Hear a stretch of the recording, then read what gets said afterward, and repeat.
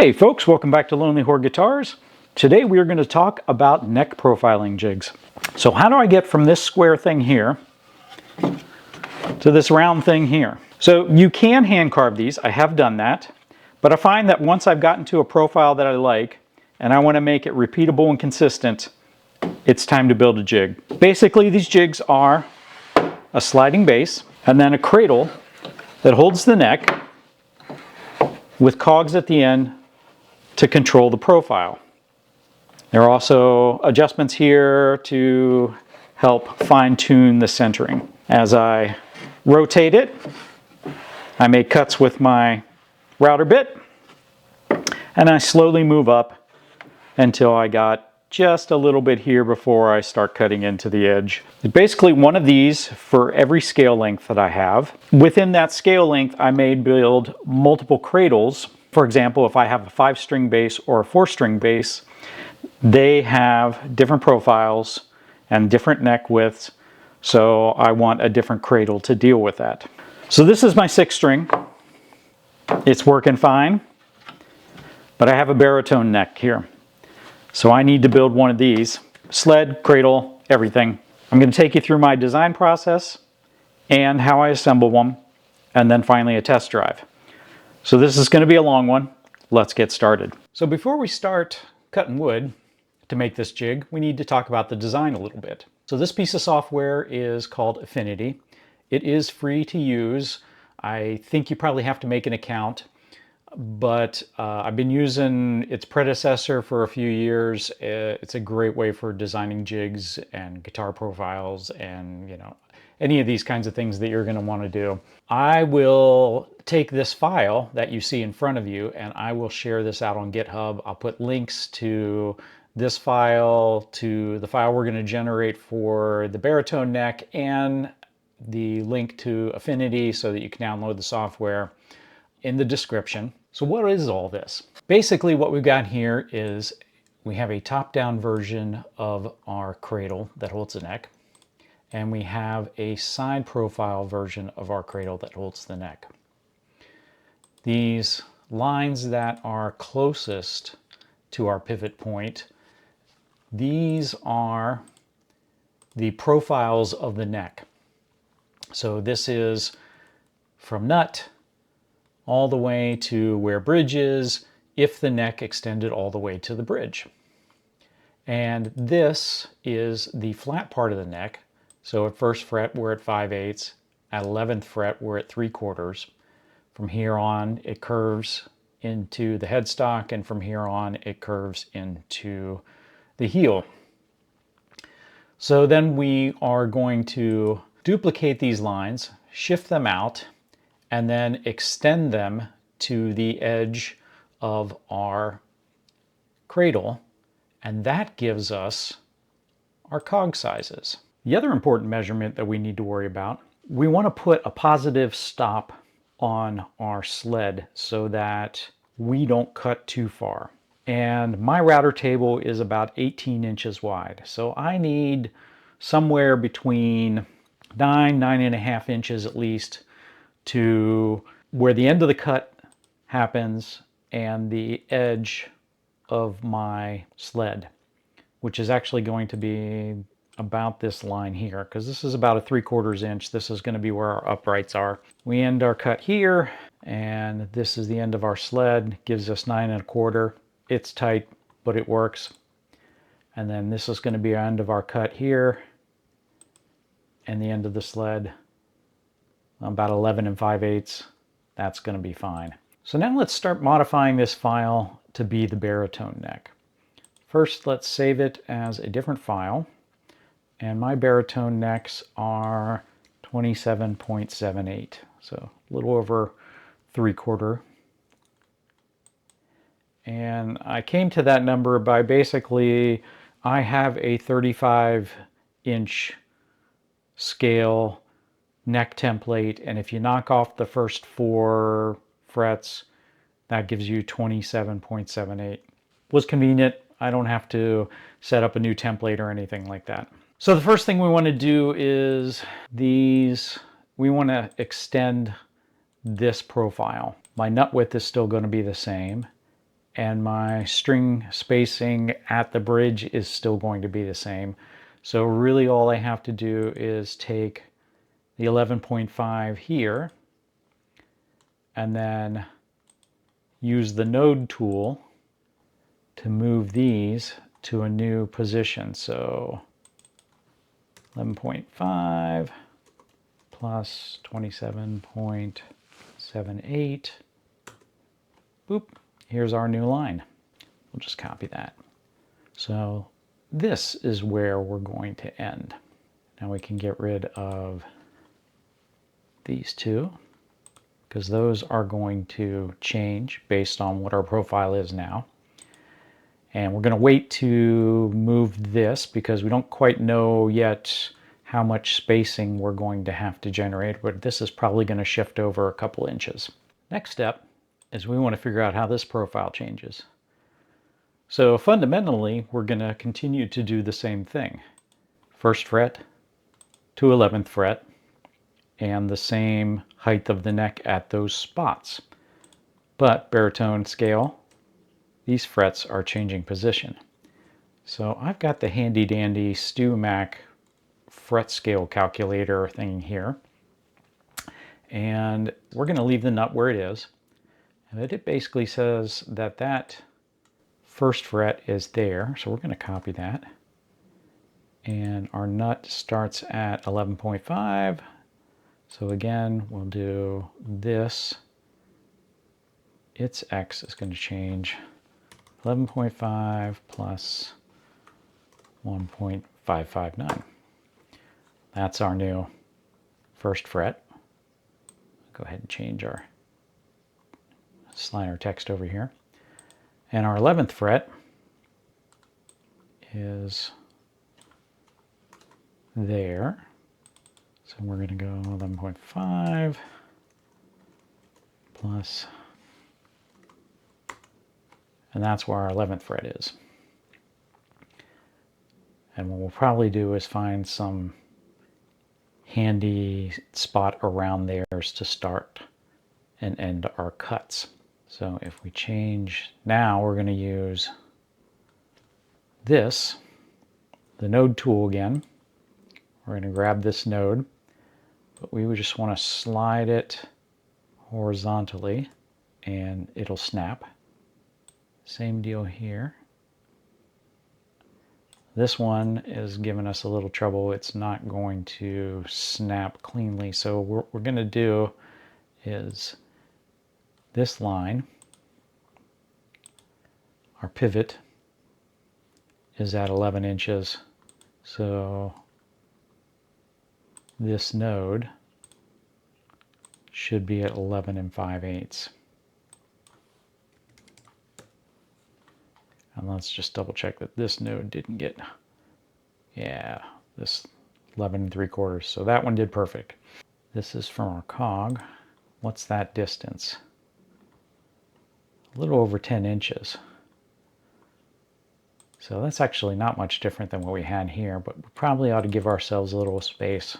So we're going to say 10 1/4 to stop from the cam.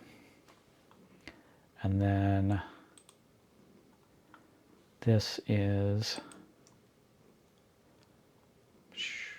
so we could probably go to about maybe like 21 3/8. So this is at 3 inches. So we can make this 24 3/8. That's about where our cut's going to stop, close to the 11th fret. So let's change that. We're going to need that number later.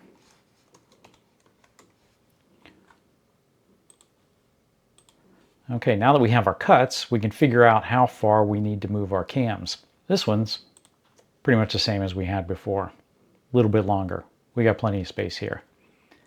But now we need to shift this one just a bit. So from here to here is a little, what is that, 7 7/8 ish. So we want to give ourselves plenty of space. Let's make that 10 inches. So we need to shift our cams. Now that we've got everything selected, we can just add 2 inches to the X here, and that will shift us 2 inches. Let's see how much space we got now. 9 7/8, a little bit more than what we had before. This will work out perfectly. Okay, so now we can drag this, and that will snap. See how easy that was? And we can start doing our contour lines, which will give us our cog shapes. So let's get rid of this one. We don't really need that either at the moment. That was just to help visualize the bottom of the sled. So now here's the magic where we get our cam sizes. Let's duplicate this. So Control J, or you can use Edit, Duplicate. And then we're going to add an inch to the Y on this. So now that's going to be our new outer profile. Now, the cool thing with Affinity is if you start dragging the end of something and you hold down the shift, it keeps the same slope and then snaps to the appropriate line. So we're going to do the same thing on the top. Control J. This time we're going to subtract an inch, and we're going to do the same slope. Drag on the end. And this should be no surprise that this is the same width as the previous one, because our nut didn't really change. We're very similar.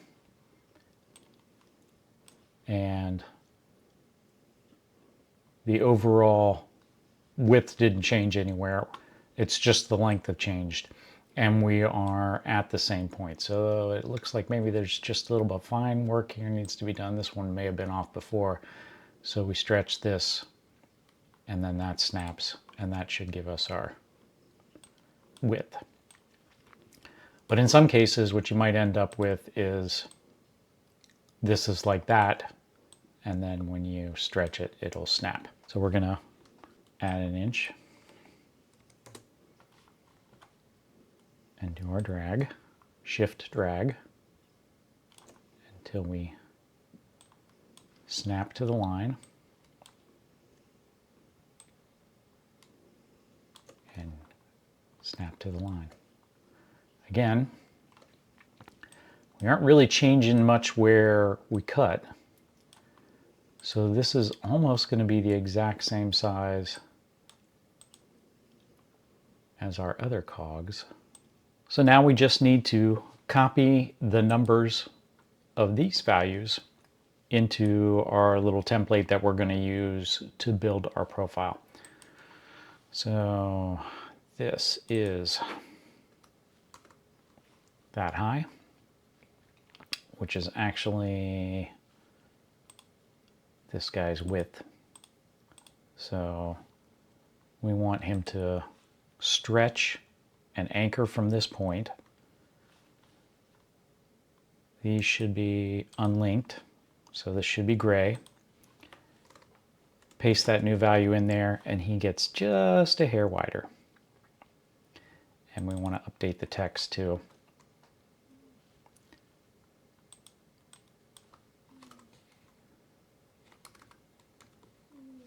And 573 is a little over 9/16.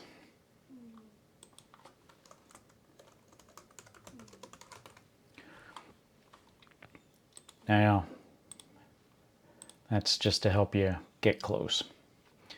And then the height on this one is going to be the 2.499, which is, for all intents and purposes, 2.5 inches.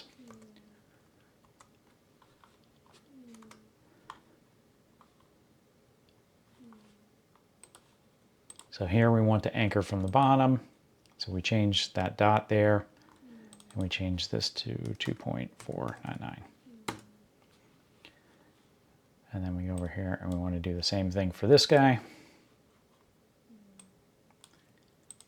Height is 2.811, we're already there. And width, I think, was already correct to 4.376. Okay, we're off by 1/1000th. Nobody's going to notice that.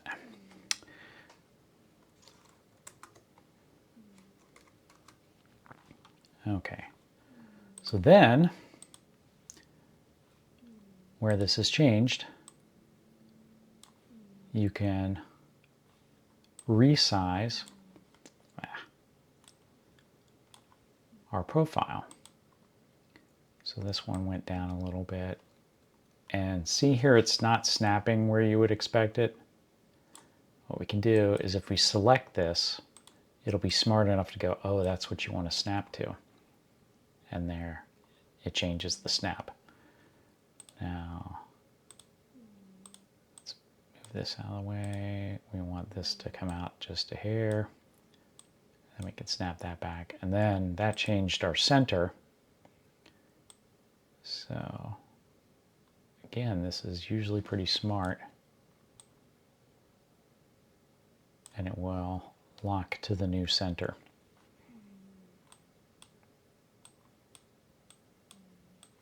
This one didn't really change, so we don't have to do anything here. So now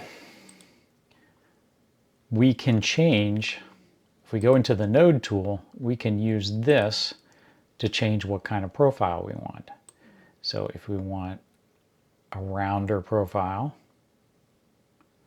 or something, you know, off-centered or anything like that, I'm going to undo that because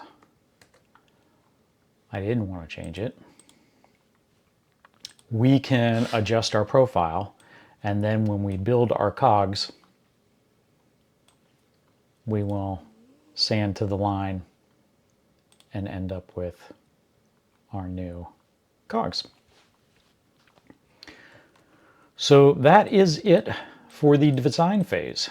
And I will post this file up on GitHub along with the original. Let's head down into the shop. So we're going to start by building this sled. This is my router table. I want a rail to help the sled run nice and straight. So what I need to do is have something that is wide enough that the rail can go in here, but then I still have support for the uprights and all the other parts that have to go with the jig. So we're just going to go ahead and cut an 11-inch sled. So that'll give me a little bit of space so that it won't run into anything on the back here, but should be nice and sturdy. So let's go ahead and cut 11.5-inch wide sled, and it needs to be 30.5 inches long based on the design that we just did.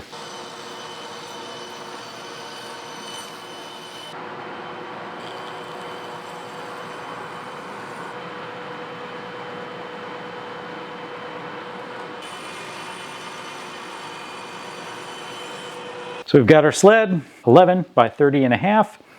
And now we want to put some rails on it. So we're just going to glue the rail right to the edge. We're going to make sure it's nice and flush with the edge. We've got a couple pieces of 3/4 inch wide.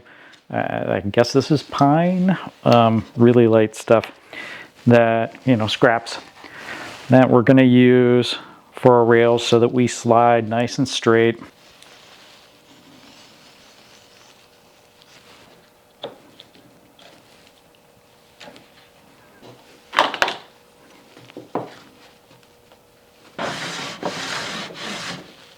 Now we need something for the cogs to ride on.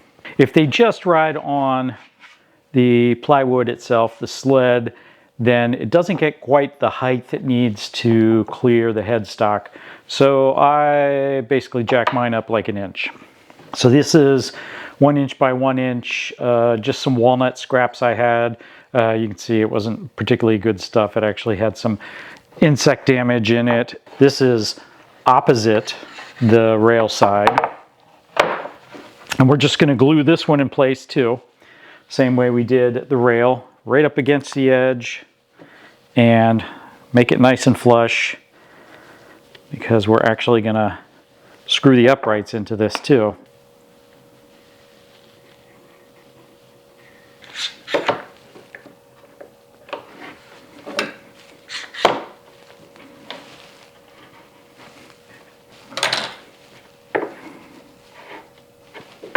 Now we're going to cut some of the uprights. So this is just so that that pin that rides up and down on the cog has a nice straight up and down slot for it to go through. There's no real hard fast rules. You want it wide enough so that you've got plenty of support, and you want it tall enough that the pin never clears the top of it. So I'm just going to go with like 4 3/4 inch tall and 4 inches wide.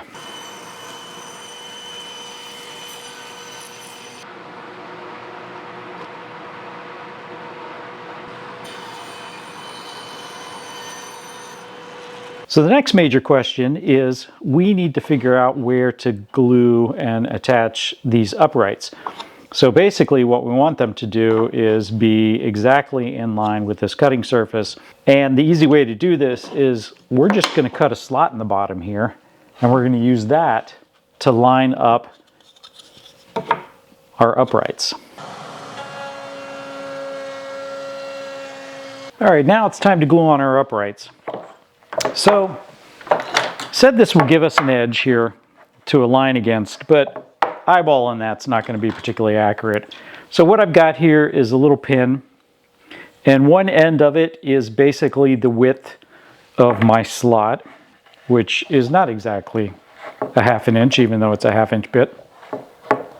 And the other end is exactly the width of one of my aluminum pins. So this, which is actually like maybe 1/1000th or 1/2 of a 1/1000th under. So with this centered here like this, as long as I can glue this on straight, and so what I've done is I've clamped a straight edge to it, bump into that, sit on the straight edge, glue that in, and clamp it, I should get a nice perpendicular upright.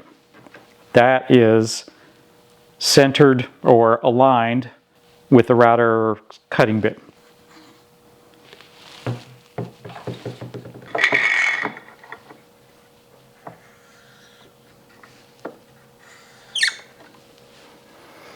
Nice and straight. Okay, so we're going to do a slight variation for the next one. Instead of using that clamp, we're just going to actually use the rod itself to help us keep everything straight.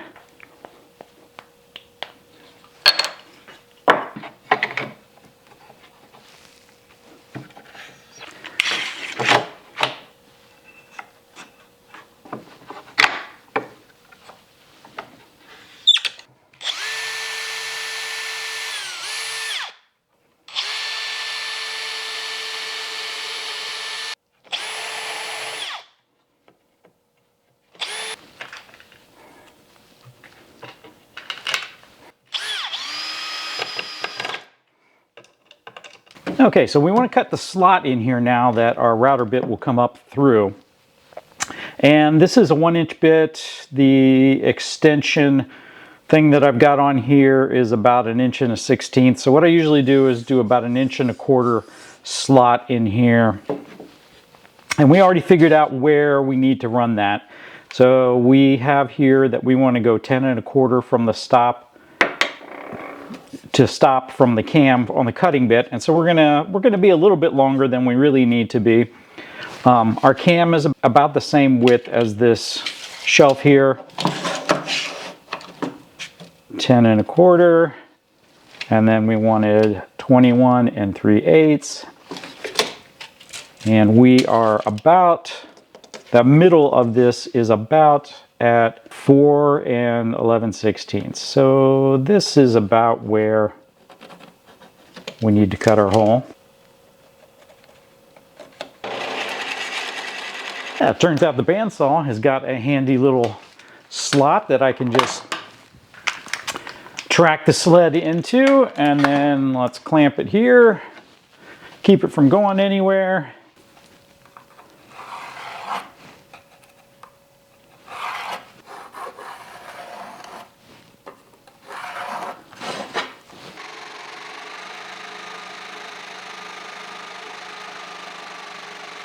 Okay, the sled is all done, except for the stops. So once we get the cradle in there, we will glue strips of wood to the underside here so that we only go as far as we need to cut. So next steps, let's build a cradle. So the width of our cradle is actually driven by the biggest cog here. And my cogs are basically 1/2 inch MDF doubled up.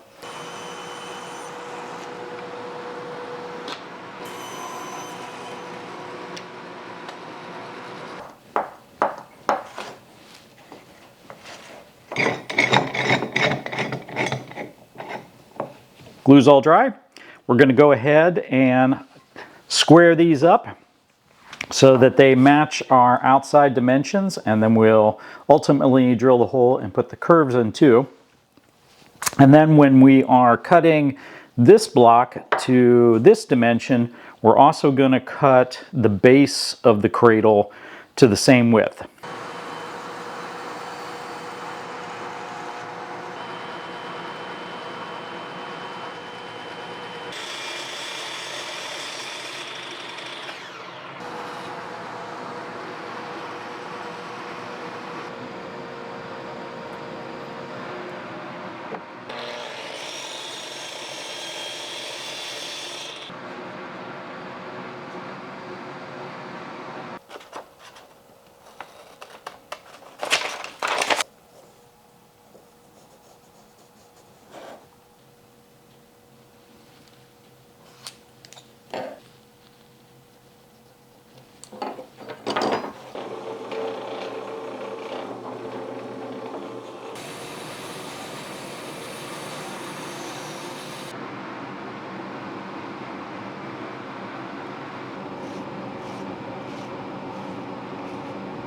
With our cogs all done, we're going to set those aside for a little bit, and we're going to go back to the base of the cradle.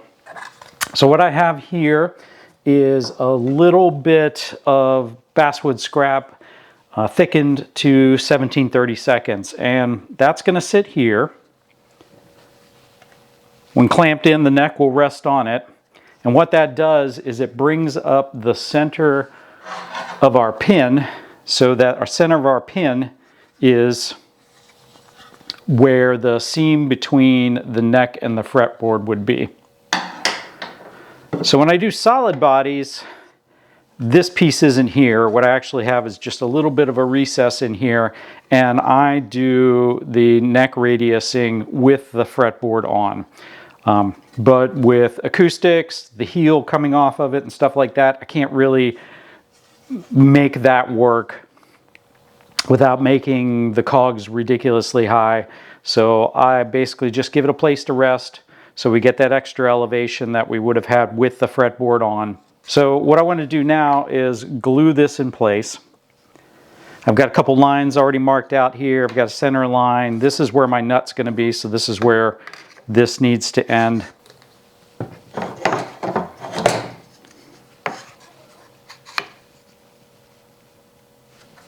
I find failed neck blanks are actually usually very good calls. All right, we're all dried. You guys have seen this about 1,000 times, but basically what I'm going to do is tape this down here. I'm going to use my guidelines that I drew for where I want to have the cutting surface end.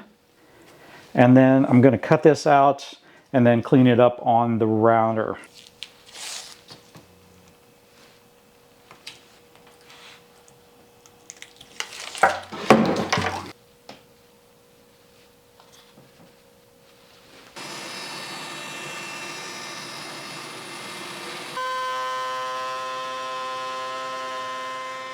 Okay, and here's where I have goofed up. So in my previous incarnations of this jig, I shaped this before gluing it on, and I thought to myself, you know, I don't really need to do that. But now that I get it on here, yeah, I really needed to do that. So basically, I'm gonna have the little blocks here and here that help fine-tune the centering. So what I'm going to have to do is tape this back on and then just use a router bit to cut out the stuff that's a little bit extra here. So I can just sneak up on that height and do that. Oh well, this is why you follow the plan. All right, so I've got a 1/4 inch cutting surface bit here. Bearing bit, and I will just take this extra off in a couple of passes. Now I'm where I wanted to be. So now it's time to start laying out all the stuff that holds everything in place. I've got 2 little blocks here. One has got this bevel on it so it can hold a neck in place here, and then this one will hold it in place here. We just need to mark some holes, and then we run some screws through this, and we'll do some inserts to handle the 1/4-20.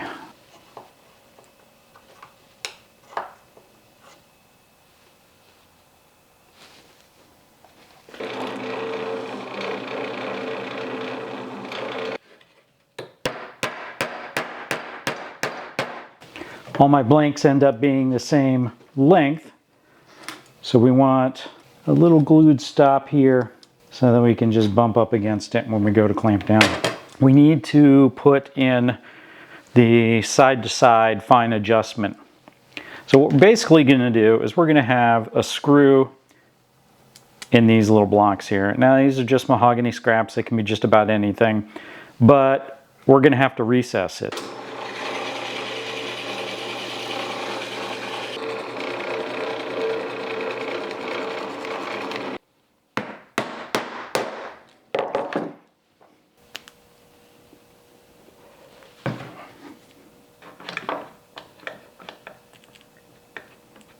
So, I've got a cog. I've pre-drilled some holes here. And now it's time to screw this to the cradle. So we need to drill holes in the ends of the cradle. We want to make sure that this is centered perfectly.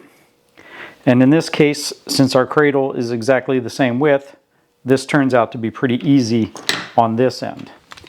So we've got a flat surface here. We're going to clamp this so the cradle stays nice and flat.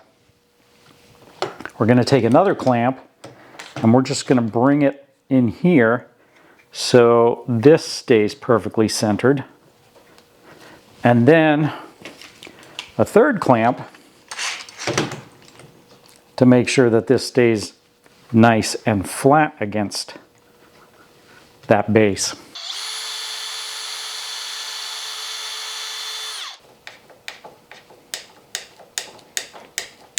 Now this cog should be perfectly flush and perfectly centered. On the other side, we are not exactly the same width as the cradle, so we are going to have to, let's clamp this. Actually need to shim this one just a little bit. And we do have a center line.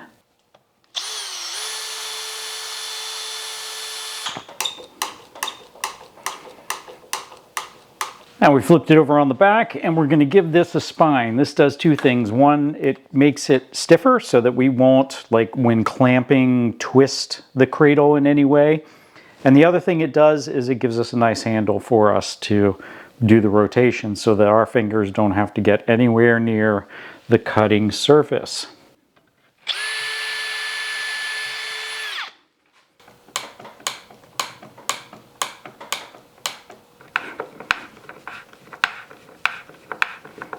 And there's only one more thing left to do. So our pins are in here. You can see they slide pretty easy. But when you're using this on the router table, that means they're gonna sometimes slide a little too this way, or they're gonna slide this way. And if the pin comes out of place, then that's no good. So these are supposed to be about 30-second off the bed. So we've got a little shim here. We're gonna glue the shim in. We're gonna drill a hole into the pin itself so that it will screw into the bed on both ends, so this won't slide back and forth anymore. Well, I know there are probably better ways to do this, but this is what I'm doing. Pin clamped in here, the clamp clamped to the table, and then just start off slow until we've got a hole that the drill bit will follow.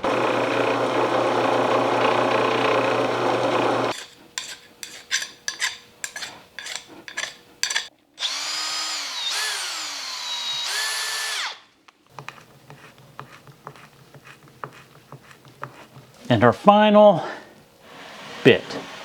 We got it right here. This is where the end of the cut that we want to make. And this is the end of the cut that we want to make. So we will glue a couple strips on the bottom of the sled so that they will bump into the side of the router table and stop us here and here. We're assembled, locked in, and centered to the best of my knowledge. We will adjust that as we work through the cuts. Let's do a test drive.